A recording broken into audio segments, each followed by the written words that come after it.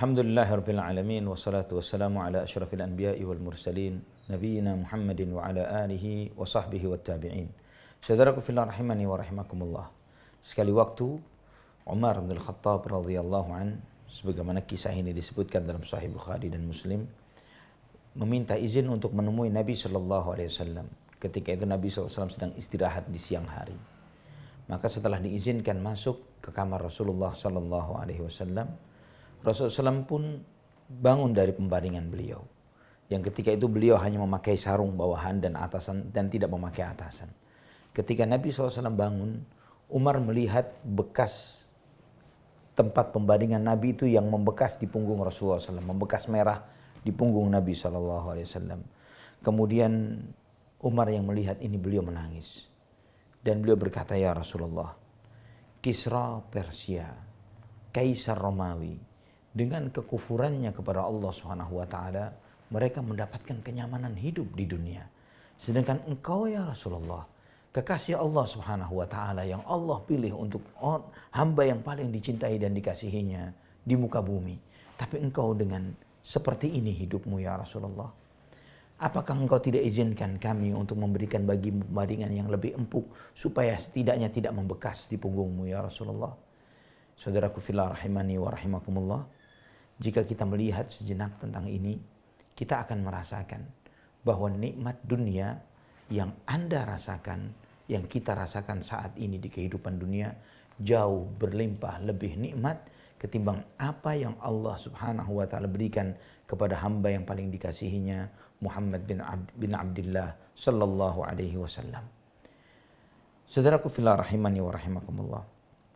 Kemudian Nabi sallallahu alaihi wasallam bertanya, "Afi syakkin ya Ibn al-Khattab? Apakah engkau bimbang dan ragu akan kebenaranku, wahai putra Al-Khattab, wahai Umar?" Kemudian Nabi SAW bersabda, "Ulaika qaumun ujjilat lahum tayyibatuhum fil hayatid dunya." Mereka ini Kisra dan Kaisar, dan mereka orang-orang yang tidak beriman kepada Allah ini, disegerakan kebaikan untuk mereka di kehidupan dunia, dan mereka tidak akan mendapatkan jatahnya di akhirat. Kemudian Nabi SAW bersabda kepada Ibn Khattab, "Ama tarda an takuna lahumud dunya walana al-akhirah?" Apa kamu tidak ridha wahai Ibn Khattab? Biarkan dunia untuk mereka dan akhirat untuk kita. Apakah kamu tidak ridha untuk itu wahai Umar? Saudaraku fillah rahimani wa rahimakumullah, hadis ini mengajarkan kepada kita bahwa seorang muslim, seorang mukmin di dalam mencari nafkah, mereka mencari nafkah bukan berarti dunia itu menjadi tujuan dan cita-citanya.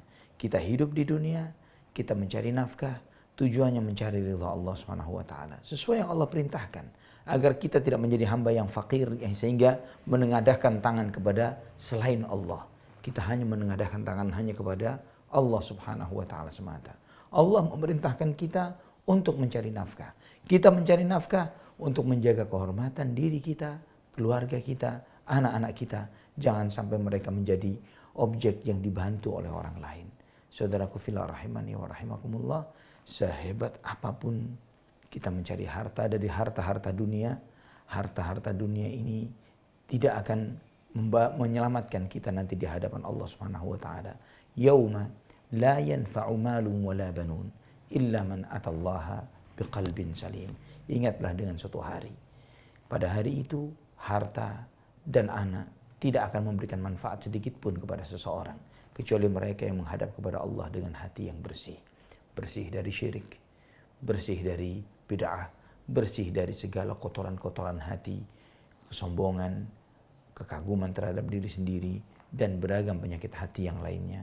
Semoga Allah Subhanahu wa taala menjaga hati kita untuk senantiasa mencintai Allah Subhanahu wa taala, menjaga hati kita agar dibersihkan hati ini dari segala racun yang mengotorinya. Wallahu taala a'lam wa a'lam bissawab.